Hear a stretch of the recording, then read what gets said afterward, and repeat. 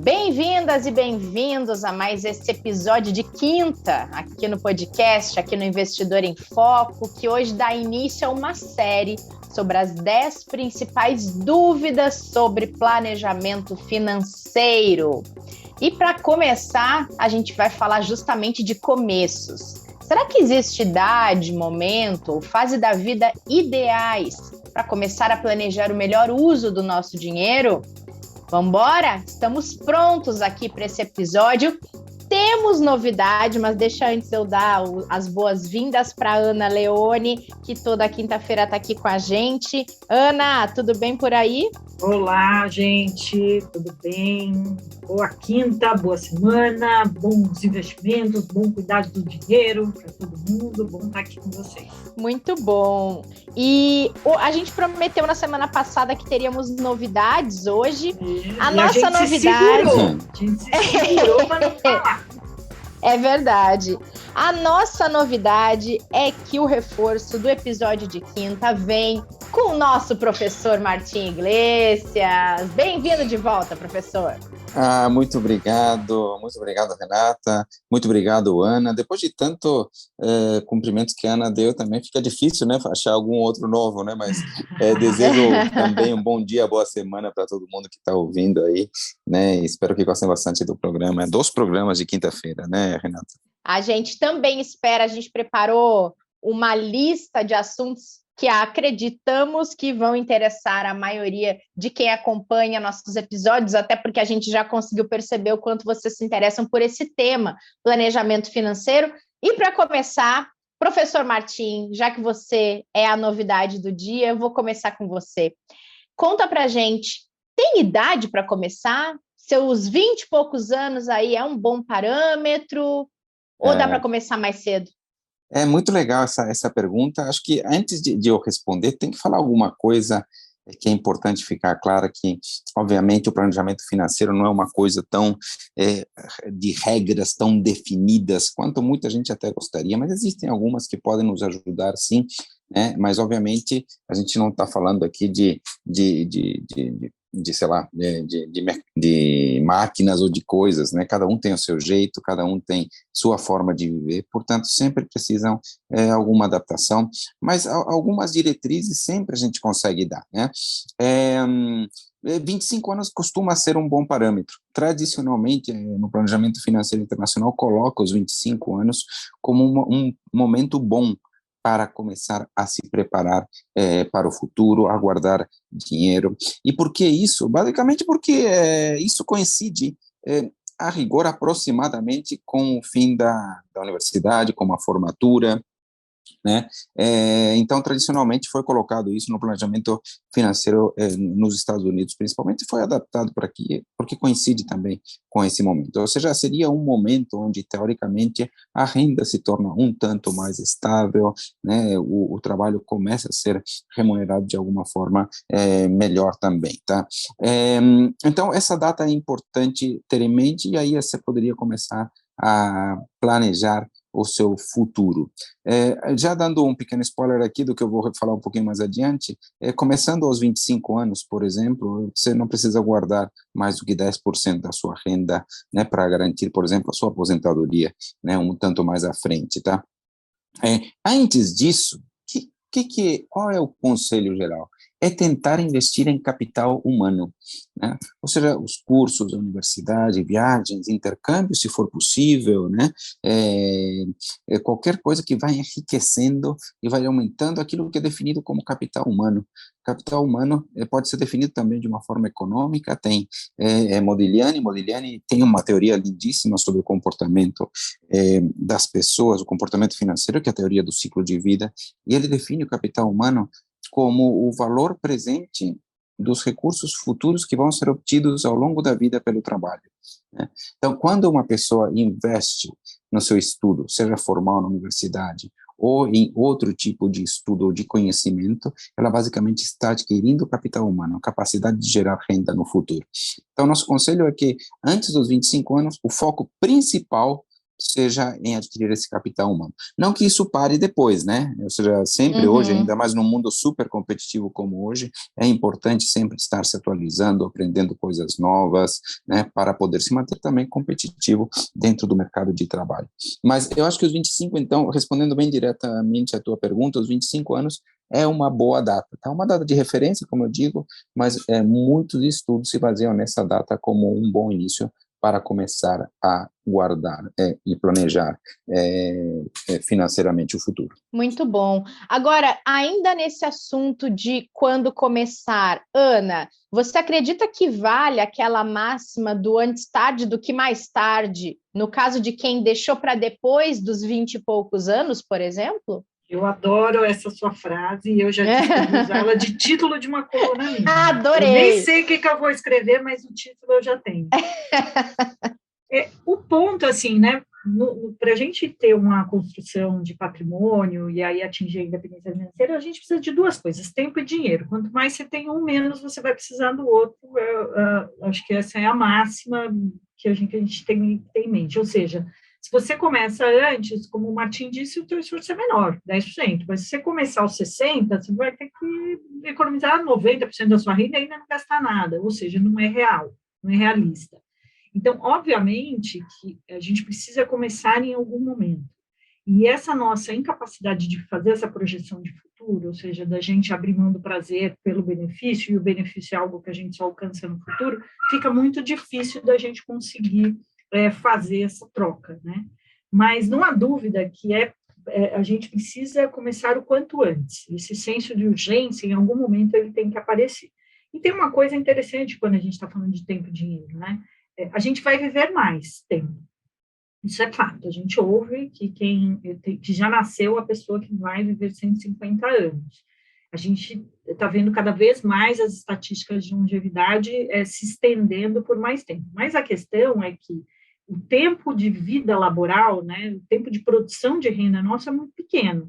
Então, se a gente começa a fazer uma produção de renda aí a partir dos 25 anos, que é um momento em que você investiu pesado aí no teu capital humano, como o Martim trouxe, e aquilo vai te proporcionar um rendimento futuro, ou seja, né, seja em renda e outras habilidades que você venha a desenvolver, você começa aos 25, se aposenta aos 65 anos, você está falando aí de uma janela de 40 anos.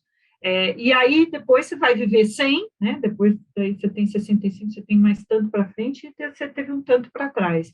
Então, é importante a gente aproveitar também, de uma maneira mais eficiente, esse momento que a gente produz renda. E como a gente faz isso? A gente fazendo mais economias e definindo as nossas metas, onde a gente quer chegar.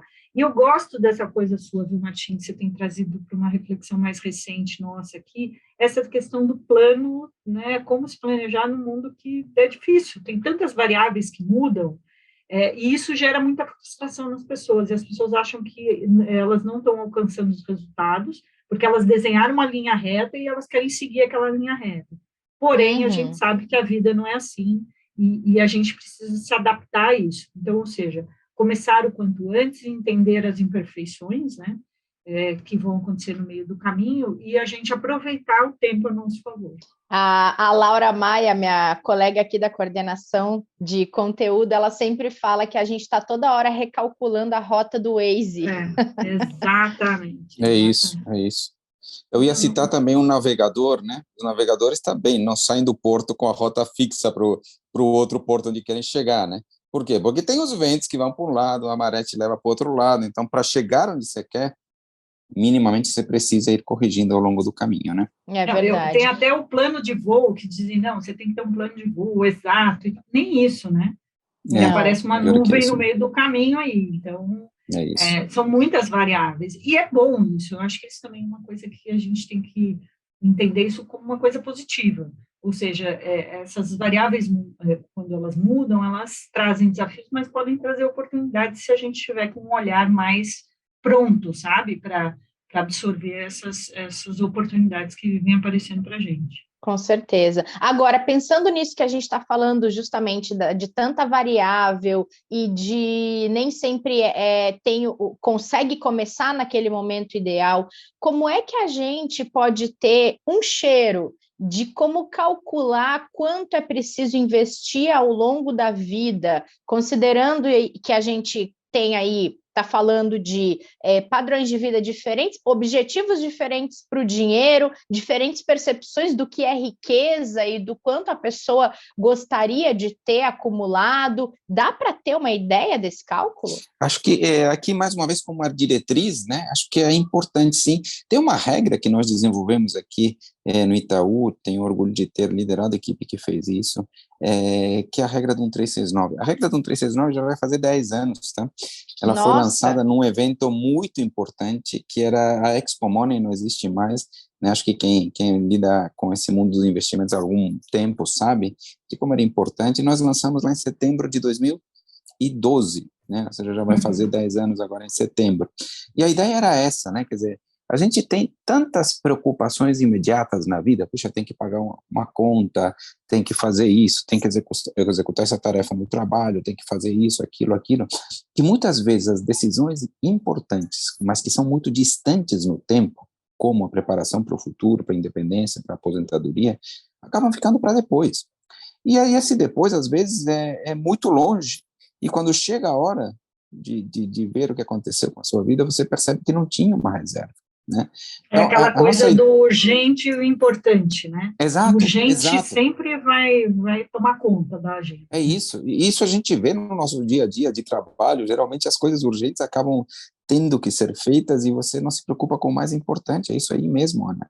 E aí, então, a gente via que tinha muita gente perguntando, puxa vida, mas estou no caminho certo da aposentadoria, estou caminhando para um futuro mais tranquilo, quanto eu devo guardar, né? E essas são perguntas difíceis, são muito difíceis de serem respondidas, primeiro porque dependem de alguma estimativa da sua necessidade financeira lá na frente, dependem de premissas econômicas, como juros reais de longo prazo, né? Que não é uma coisa muito fácil de você estimar, né? Então, muitos simuladores no mercado, por exemplo, falam e fazem uma conta, mas você tem que imputar algumas coisas lá, colocar no modelo algumas coisas que são extremamente difíceis de serem colocadas. Então, nós quisemos fazer uma simplificação, inspirado, sabe no quê? No IMC, Índice de Massa Corpórea. A gente queria uma formulinha. Isso eu já sabia. Isso eu não sabia. Vamos lá, sou fã do método. A gente queria uma fórmula, uma equaçãozinha, né? Então, nós fizemos as nossas planilhas e durante vários meses, a gente procurou uma equação e não achou uma equação, né? Até que o grupo se reuniu na frente de uma tela, né? E a gente viu, olha, tem uma sequência aqui, tipo, eu falei, mas isso não é uma fórmula. A gente falou, não é uma fórmula.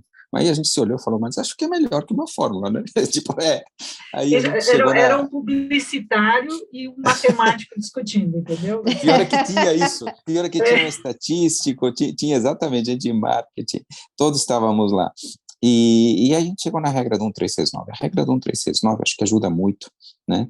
É uma regra que diz quanto você deveria ter acumulado a cada momento chave da sua vida, para caminhar para um futuro mais tranquilo, né? Então, aos 35 anos, você deveria ter acumulado 1 ano de renda, aos 45, 3, aos 55, 6, e aos 65, 9. Então, 9 é a meta, tá? 9 é um número de anos de renda guardado. Veja que é bastante dinheiro, e isso é um dos principais valores do 369, mostra que para se preparar para o futuro você precisa de um valor importante, precisa de um planejamento de longuíssimo prazo, né? E esses 9, né, com a rentabilidade real do mercado, né, dos investimentos, junto com uma parte coberta pelo INSS, cobre a sua vida financeira, né, para você manter aí um padrão semelhante, digamos assim, àquilo que você tinha antes da sua aposentadoria. Então, o 1369, então, basicamente ele mede isso. E o 1369 também tem uma tabela complementar, que às vezes fica meio esquecida, mas que para mim é mais importante até, né, que ela diz quanto você deveria guardar para trilhar esse caminho, né?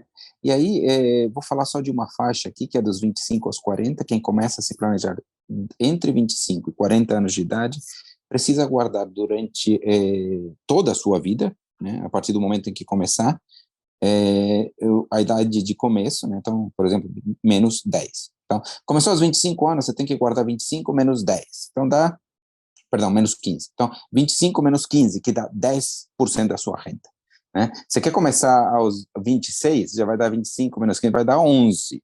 né? Então, você começa a ver como adiar a decisão, que foi um pouco o que a Ana colocou, começa a gerar mais esforços ao longo do tempo. Isso não é linear, ou seja, quanto mais você adia, mais você tem que fazer esforço para chegar lá, mas te dá uma diretriz. Então, já respondendo aquilo que eu tinha comentado antes, né, começar aos 25 anos, a guardar recursos, você precisa guardar 10% da renda, que é algo bastante factível, tá, para se preparar para um futuro mais tranquilo. Então, acho que essa é uma regrinha importante, Renata, acho que vale a pena ter ela em mente, ter no bolso. Muitas pessoas, ao ouvirem essa regra, percebem que não estão guardando o suficiente, né? E eu conheço várias pessoas que, ao ouvirem a regra, começaram a modificar alguns hábitos financeiros. Para mim, esse é o maior valor dela. E eu fico realmente muito feliz quando alguém vê e me conta que, por causa dessa regra, modificou hábitos e começa a caminhar para um futuro melhor. Sabe o que eu gosto dessa regra? É que ela dá autonomia da pessoa escolher o esforço dela. Então, se a tua renda é 1.000, é uma coisa, né? Obviamente que para a pessoa, aquela renda comparativamente pode ser pouco, mas para ela é a renda que ela tem. Mas o que eu quero dizer é o seguinte, a pessoa pode também escolher, né, a que custo de vida ela vai querer ter no futuro. Então, isso também dá esse parâmetro super importante. Então, se você tem uma renda atual de 100 e você quer manter essa renda, então, né, o seu múltiplo vai ser o mesmo múltiplo, porém, você vai ter que abrir mão de muita coisa, porque a gente sabe que quem tem uma renda maior costuma absorver essa renda com conforto, com questões de bem-estar, passa a valorizar uma série de outras coisas, que depois é muito difícil se desfazer disso, né? Então, isso também é um rebate. E tem uma que eu sempre conto para o Martinho, vou contar aqui para o pessoal, né? Que a gente, às vezes, sabe, estava naquela reunião chata, aquele dia que você fala, meu Deus, o que eu estou fazendo aqui, né? E aí eu abaixava a cabeça e fazia os cálculos mentais, assim, falava, gente, deixa eu ver quantos anos eu tenho, quanto está meu 369, eu falava, ixi, tem que esperar um pouquinho mais. Então, isso vou ter que fazer isso, vou ter que trabalhar, não dá para mandar tudo para o ar. Isso, eu vou ter que fazer o relatório, porque ainda não está o momento, sabe?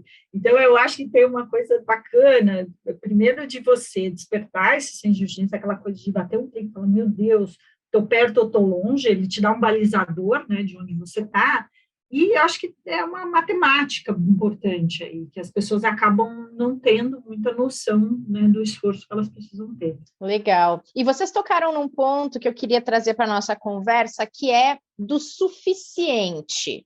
O que na verdade, significa suficiente? É bastante subjetivo e relativo para cada realidade, né? Olha, isso para mim é uma reflexão que eu tenho... que eu tive, né, uns 2 anos atrás, e acho que até por um momento profissional, pessoal aí, mas eu acho que se a gente olhar, né, como é que a gente pode materializar isso? Da mesma forma que a gente precisa ter um mínimo, aquela nossa reserva de emergência, sabe, que todo mundo fala, aquele mínimo que vai te dar aí um poder de manobra, de escolha por um tempo, a gente também tem que entender qual que é o nosso limite, porque senão a gente fica correndo atrás de uma coisa que a gente não sabe o que é. Não à toa a gente vê pessoas muito bem-sucedidas, pessoas ricas, pessoas que têm patrimônio e são infelizes, porque a busca ficou mais relevante do que eu chegar lá. Então, obviamente que esse chegar lá é subjetivo, é como se a gente estivesse numa corrida, muitas vezes, quando a gente não encontra o nosso suficiente. Se a gente está numa maratona e sempre alguém vai lá e coloca a fita de chegada um pouquinho mais para frente, 100 metros à frente, 100 metros à frente, ou seja, você nunca chegou, você nunca se sentiu ali livre para fazer outra coisa, praticar um outro esporte, como, por exemplo, boliche, né? Então, encontrar o suficiente também te dá um poder de libertação que, às vezes, a gente não para pensar. Então, se você sempre está ali, não, eu preciso acumular mais, eu queria 10, agora eu quero 20, não, eu tenho 20, agora eu quero 30. 30, poxa, 50 ia ser uma boa. E aí aquilo fica, né, sendo aquele o propósito da busca. E acho que essa é uma atenção importante, porque, primeiro, se você também tem muito mais que o suficiente, significa que você não usufruiu como deveria. E não estou dizendo de pessoas, né, pão duras, avarentas, nada disso, mas de pessoas que não têm tempo para conseguir curtir aquilo que elas conquistaram, de ter uma flexibilidade de férias com a família, de poder tirar um dia né, off e fazer o que quiser, ou realmente se dedicar a um trabalho que dê mais realização e menos dinheiro. Então, eu acredito que da mesma forma que ter pouco é um problema, não saber qual é o seu máximo também se torna uma gaiola. Então, aquelas pessoas que ficam ali freneticamente também, né? Tem até um meme engraçado que fala assim, como é que eu vou guardar para emergência se sempre aparece uma emergência? Então, as pessoas que ficam ali naquela loucura o tempo inteiro, né, conseguindo tirar a cabeça um pouco fora d'água, mas tem pessoas também que não conseguem entender onde é o seu limite, onde ali já o dinheiro não faz diferença. E eu não estou falando de gente multimilionária, não, né? Eu estou dizendo de pessoas que realmente encontraram o seu limite de escolha. Então, se você tem que ter o mínimo, você também tem que ter o máximo, porque isso também vai te dar a possibilidade de escolher. E ninguém coleciona dinheiro. Esse não pode ser o propósito final. A gente tem que acumular para a nossa liberdade, para trazer bem-estar para nós e para as pessoas que a gente ama. Então, não pode ser uma busca incansável, porque senão também o significado se perde, na minha opinião. Você trouxe uma coisa bem legal que eu queria só comentar aqui, Ana, que é uma frase que eu gosto muito, que a virtude está no meio, né? A virtude está no meio. Acho que isso vale para, obviamente, muitas coisas na vida, né? Quer dizer, eventualmente por um lado, você pensar que bulimia, anorexia são problemas mesmo, mas por outro lado, a gula excessiva, tudo mais também né? E a virtude está no meio desses dois extremos, né? Assim também a gente pode dizer que no cuidado das finanças pessoais é a mesma coisa, né? Tipo, a questão não, a vida não é para guardar tudo que você quer, né? Ou ficar guardando, não, né? Isso na verdade tem a ver com avareza, né? E, por outro lado, não é para gastar, torrar todo o dinheiro. Isso aí tem a ver com perdulariedade, né? Que seria o vício vinculado, né? Quer dizer, a virtude está bem no meio, saber equilibrar essas coisas que te permitam viver bem no dia de hoje, né? Ter uma certa tranquilidade, aproveitar momentos importantes da vida, mas ao mesmo tempo não esquecer do futuro, não esquecer do amanhã. Né? Tem até uma frase legal que é de um livro que eu super recomendo, que é a Psicologia Financeira do Morgan Housel, que é um livro bem bacana, fácil de ler, e eu achei uma frase aqui que fala o seguinte: usar o dinheiro para comprar o tempo e poder de escolha proporciona um estilo de vida com o qual pouquíssimos itens de luxo podem competir. Então, é disso que é encontrar o limite, né? É o seu máximo. Porque existem coisas que o dinheiro ele não compra efetivamente, mas ele te traz uma possibilidade de você poder usufruir, né? Talvez você não compre, mas você usufrua daquilo. E eu acho que a palavra que você disse é bem verdadeira, a gente encontrar essa virtude do meio do caminho, que é o equilíbrio que todo mundo procura, no fim das contas, né? Essa é uma coisa que, se me permite, Renata, comentar aqui também. Gente, eu estou adorando aqui. Eu estou adorando momento, a conversa. Existe uma frase muito forte, muito conhecida, que diz que tempo é dinheiro. É verdade, isso pode fazer parte, uma frase que pode ser o lema durante uma parte da sua vida produtiva, mas o interessante que vem da frase que você acabou de comentar, Ana, é que a partir de determinado momento parece que o dinheiro é tempo. O dinheiro é tempo, ou seja, ele te permite, por um lugar, aproveitar de uma forma melhor o tempo que você tem, ou te traz também uma independência por um horizonte de tempo maior, né? Então, para mim, interpretar que essas duas, que não apenas o tempo é dinheiro, mas que o dinheiro é tempo, é algo que também pode trazer muita sabedoria financeira. E o que Martim, você quer alimentar, né, também. Ai, desculpa, acho que a gente vai ficar aqui uns 8 horas. Mas não, isso aqui que eu... Pode falar. Vai lá. Vai avançar na linha do 369 aqui, vamos. Porque eu acho que tem uma coisa, o que você alimenta com essa busca incansável pelo... Né, você está alimentando a tua liberdade, ou seja, você está buscando a sua liberdade, ou você está alimentando a tua vaidade?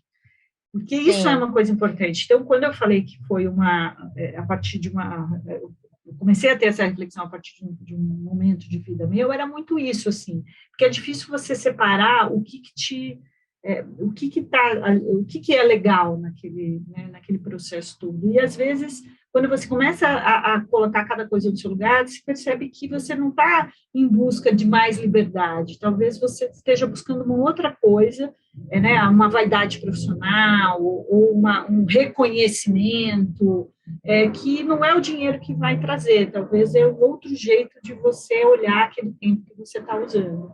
Então, isso serve muito, a gente, né, eu acho que todos os ouvintes aqui conhecem histórias de pessoas assim, que ficaram lá correndo atrás e não conseguiram entender o que elas estavam em busca, né? Por isso que não encontram o seu limite. Não, o que eu ia colocar também, que nessa relação de tempo é dinheiro ou dinheiro é tempo, se a gente olhar para um planejamento de longo prazo, o longo prazo acaba significando dinheiro também, né? E a gente conseguir usar a nosso favor e usufruir desse longo prazo de uma forma que pese menos, é algo que faz um sentido enorme, que muitas vezes a gente não percebe no momento em que deveria perceber, né?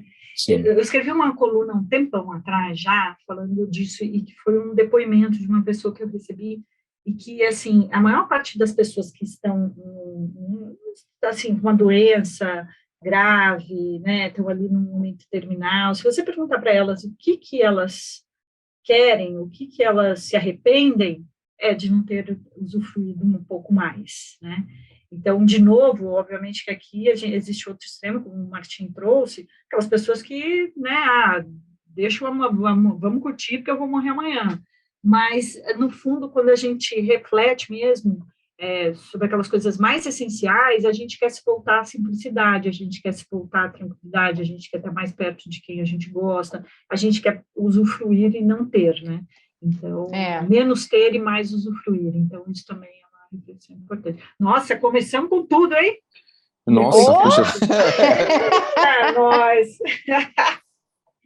Agora, falando um pouco nessa linha do usufruir, do ter e do equilibrar o que a gente consegue planejar com o tempo ou sem o tempo a nosso favor, quase sempre ainda dá tempo também de fazer aquela relação esforço versus expectativa. E se não dá para aumentar o esforço, dá tempo de alinhar uma expectativa em relação àquilo que a gente quer para o nosso futuro, mesmo quando esse futuro está um pouco mais próximo, não? Eu acho que sim, porque geralmente você vê um desalinhamento muito grande entre esse esforço e essa expectativa, né? A pessoa fala, puxa, eu quero me aposentar, morar aqui no melhor bairro de São Paulo, do Rio de Janeiro, viajar o tempo todo, né? 3 vezes por ano, né? Uma pessoa que eu ouvi falar, eu quero verão eterno. Eu quero estar de férias onde estiver o sol, né? Para onde tem a sol é para lá que eu vou, já viu? Vou perseguir o sol. Exato. Então, tipo, tudo bem, mas e aí, quando você está guardando, quanto você já tem reservado? E às vezes, o esforço de guardar recursos, né? O esforço de acumular algo e se planejar não é condizente, né? Então, algo vai quebrar nesse momento. Em algum momento, uma ficha vai cair e a pessoa vai ver, isso não é condizente com o que estou fazendo, tá? Então, hoje, no Brasil, a Ana tem comentado isso, as pessoas, por exemplo, não pensam em mudar de cidade para um lugar mais barato quando se aposentam. Ou, perdão, não todo mundo pensa, eu sei que tem gente que pensa, obviamente, né? Mas, tipo, é uma coisa muito frequente, é quase que o caminho natural do planejamento financeiro em alguns lugares fora do Brasil. Aqui, não sei se é a regra geral, tá? Sei que muita gente o faz sim. E aí, essa procura por reduzir custo de vida num outro lugar, né, ter opções de lazer de alguma forma que não sejam tão dispendiosas, acaba ajudando bastante, né? Então, o ponto é, o que não pode ter, o que é importante pensar, cada um refletir, é se não existe um desalinhamento entre o esforço que está sendo feito e as expectativas sobre como será o futuro. Tá? O normal é que as expectativas estejam altas, né? E aí talvez o que precisa fazer é alinhar as expectativas, quem sabe aumentar um pouco o esforço, mas chegar a um equilíbrio para isso. Acho que é por aí, Renata. E gera uma frustração, né? Porque em algum momento, quando cai a ficha, gera uma frustração muito forte, né? Enorme, e aí você se sente impotente, você fala, meu Deus, né, poxa, eu não consegui alcançar aquelas coisas que eu quero e tal, e muita gente desiste quando a gente constrói uma meta, a gente fez um episódio sobre isso, né, quando a gente está pensando numa meta, ela tem que ser factível. Se ela não for factível, você vai desistir dela. Ela não vai servir como um guia, ela vai servir como uma punição. Então, você vai dizer, poxa, não vou alcançar esse negócio nunca, não quero. Quando a gente faz esse alinhamento do esforço versus a expectativa, é disso, é você criar um horizonte que seja um horizonte positivo. Então, se você quer viver, como é que é a frase? Só de verão? Como é que é? Só ter verão na vida? Verão eterno. Verão eterno, ok, pode ser um verão no Brasil, né, e você, no inverno do Brasil, você vai para a Europa. Ou você pode ser no Brasil mesmo, só que você fica no sul e depois você vai para o Nordeste. Tem essa possibilidade, né? Então, é alinhar mesmo as expectativas. O que eu percebo é que as pessoas... tem uma frase legal também que fala, né? A gente sempre acha que o passado foi melhor do que ele realmente foi, que o presente é pior do que ele é e que o futuro vai ser melhor do que ele pode ser. Nessa ordenação aí, o bom é que o futuro você pode construir, você decide o que você quer. Mas eu acho que tem questões muito objetivas que podem ser feitas. Essa questão que você trouxe, né? A gente não tem uma cultura migratória no Brasil. Onde a gente nasceu, a gente quer ficar. Às vezes, a 100 quilômetros de uma grande metrópole, você tem 1/3 do seu custo de vida com o dobro da tua qualidade. Às vezes, você morar num bairro que seja um bairro um pouco mais distante, é diferente de você ter a conveniência ali das coisas ao seu redor. Ou você pode morar num lugar, né, num apartamento, numa casa menor, num lugar que tenha mais conveniências, ou seja, é fazer essas escolhas mesmo. Porque senão isso vai gerar frustração, e aí né, não só uma questão emocional da frustração esse sentimento de impotência, mas aí engrossam as estatísticas, que a gente sabe que, assim, né, uma maioria das pessoas esmagadora não consegue ter uma aposentadoria que seja tranquila. Então, alinhe, gente. Realidade, né, expectativa e realidade são coisas bem diferentes, e a realidade costuma ser bem mais severa do que a nossa expectativa. Muito bom, gente. Eu amei esta nossa primeira conversa dessa série sobre dúvidas de planejamento financeiro. Acho que vai ser super útil e já estou ansiosa para da semana que vem. Muito bom. Quem quiser, mande dúvidas para a gente. Isso também é insumo aqui para a gente preparar conteúdo. Verdade. Podem mandar dúvidas no Instagram do Martim Iglesias, no Instagram da Ana, que é o Dinheiro com Atitude, e também do Itaú Personalité, que a gente coleta e traz para a conversa aqui. Gente, obrigada Instagram mais uma vez. do Martim Iglesias, ele é @MartimCasalsIglesias, tá? Boa. Porque você sabe, então, né, tem que correr atrás do rapaz. Então, o nome dele é complicado. Então, mas a gente acha o rapaz. Muito bom. Então tá, então semana que vem a gente está de volta, ótima semana para todo mundo. Ana e Martim, foi um prazer ter vocês aqui, acho que vai ser um sucesso essa série. Muito bom, uma ótima semana para todo mundo. Para você também, até quinta-feira. Até, gente, obrigada a todo mundo que acompanhou este episódio de quinta aqui no Investidor em Foco, a gente espera vocês na semana que vem, agora toda terça e quinta a gente está com episódios novos, não percam e até lá.